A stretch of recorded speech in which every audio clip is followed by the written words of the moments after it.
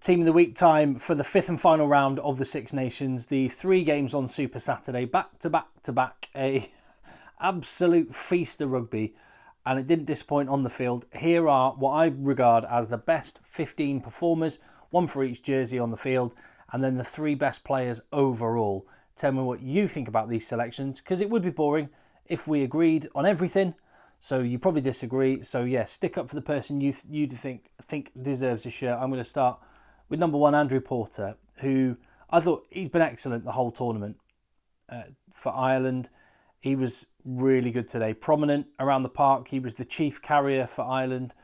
Got a try. Thoroughly deserved.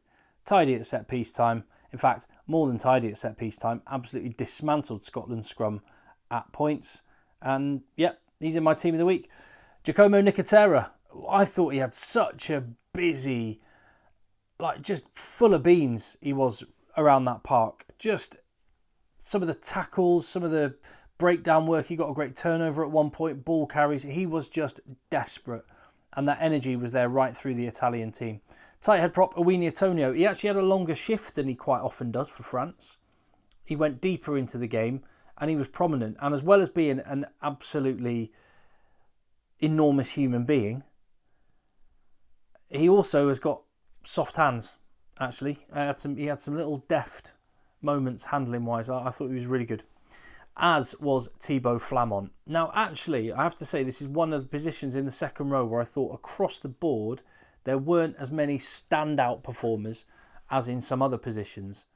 But I thought Thibaut Flamont absolutely ruined England's... he completely dominated for France the maul on both sides of the ball.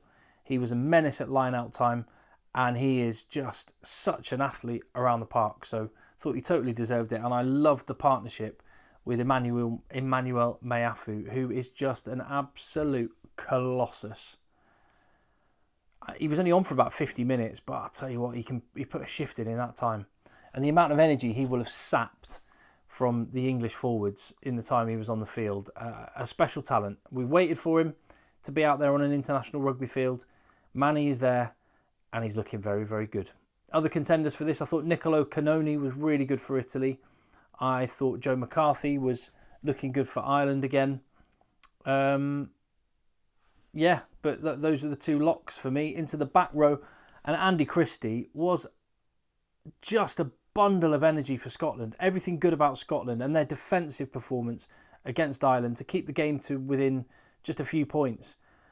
He played a massive role. I thought he deserved to be man of the match. Jameson Gibson Park got that accolade. I don't know whether they just gave it to Jameson Gibson Park because he was on the winning team. They tend to do that.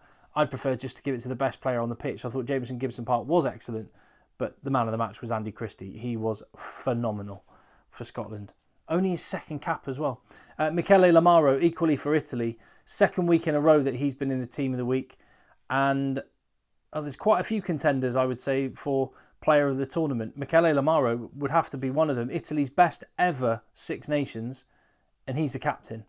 So as well as the actual work that he did on the field, which was significant, the leadership of this Italian team has been amazing. He's such a talisman for that team. And Ben Earl again. I thought this was a close run thing, actually. I did consider giving it to Jack Dempsey of Scotland. I thought he was excellent. Really good, in fact.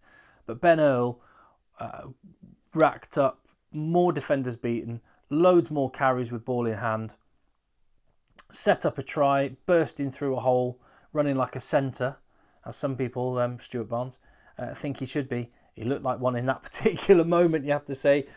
But so much defensive work as well, put in, I think, 19 tackles as well in the game. So Ben Earl, player of the week in the number 8 jersey for me. 9, Jameson Gibson Park. He was standout scrum half once again. He is just the best scrum half in the Northern Hemisphere, whilst Antoine Dupont is not around. Arguably, when Antoine Dupont is not around, some could argue, I could definitely make a case that he's the best scrum half on earth. He's so good. Nolan Le Garrec was excellent for France.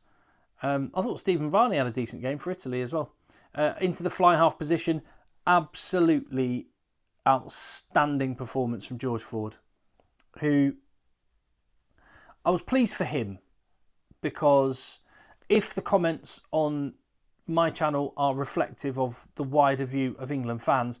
There's a lot of England fans wouldn't have wanted him to have been on the pitch. He was absolutely outstanding. General Ford was at it again, guiding his team around the pitch, and so nearly pulled off so nearly part of a team that pulled off a famous victory. Unfortunately not, but it wasn't for a lack of effort from that man. Into the centres, and Tommaso Menoncello just edged out by Ollie Lawrence. They were both fantastic at inside centre, the two standouts in their position on the day, but Ollie Lawrence gets it, 2 tries and a focal point for attack. England's, along with George Ford, England's best back. They were great. Juan Ignacio Brex, who was man of the match last week, man of the match again, and he's been absolutely incredible. And Menoncello and Brex both have to be in the mix for player of the tournament as well. I'd probably say Lamaro, Earl, Menoncello, Brex. Those would be 4 of the standout choices. There might be some more actually. I'll come to that in a minute. Monty Ioane, really good performance on the wing. Took his try really well, but just the way he was chasing kicks and nailing his tackles, he was excellent for Italy. Deserves to be on the wing. Damian Penaud, who absolutely bonkers some of the stuff he can do. I mean, sometimes he'll run across the pitch 100 metres, but only make 1 metre going forwards, but he'll have beaten 8 defenders in the process. He can do things that no other winger can do. He is just a box office talent, and he had some amazing moments in that game for France, which ultimately brought home the win. And he was in the back 3 with Leo Barret. Again, I think this is probably one of those positions, along with second row, where it's not that it's not that players play badly, it's just that there weren't many standout performers wearing 15. Marcus Smith did really well for England. Blair Kinghorn had his moments. But yeah, I think his standout was Leo Barret in only his second test match. That's quite something, and he looked a bit wobbly last week. He looked far from wobbly this week. He ate up the metres every time he got the ball and returned it with interest. That try of the tournament, we saw a couple of those. The try in the Italy game was outstanding. The try in the French game, which he was a massive architect of, the ball went to the width. Barret had the ball. He dummied, I can't remember, was it Tommy Freeman? I can't remember the England player, may have been Henry Slade. And then just completely ghosted Marcus Smith. He made Marcus Smith, he's not slow, just made him look like a prop forward. Gassed him, offload, amazing try. And possibly for that moment alone, he deserves to be there. So that is my team of the week. Let me get myself out of the way so you can see that, just to take it in. So you got 5 Frenchmen, you got 4 Italians, 3 Englishmen, 2 Irishmen, and a Scotsman. No Welshman. If there was a Welshman, I would say that was closest to getting into the team, it would have been Thomas Williams, but unfortunately he was performing in a week when there were other great contenders in that particular position. So there you go. That is the final week. What I will do, coming in the channel very soon, I will do a team of the tournament. Get stuck in the comments. Tell me what you think the team of the tournament should be. I think some positions are going to be really easy to select. Some definitely less so. As for the 3 best players of the week, let me get back out of the way for that. That's as I see it. The 3 best performers overall out of all 6 teams. Jameson Gibson Park was instrumental in Ireland winning and the Six Nations Championship on a St. Patrick's Day weekend. George Ford was absolutely brilliant in defeat for England against France. And Juan Ignacio Brex on the podium again for the second week running, man of the match for the second week running, and everything good about Italy. Their best ever Six Nations performance came through that guy. So well done to all the players. Tell me what you think down below in the comments. That's my team of the week. Team of the tournament is coming soon. I'd love to know what your lineup for that is as well. And we'll have a chance to chew the cud over that one on a video coming up. In the meantime, give the video a thumbs up, hit subscribe, and I'll see you on the next one.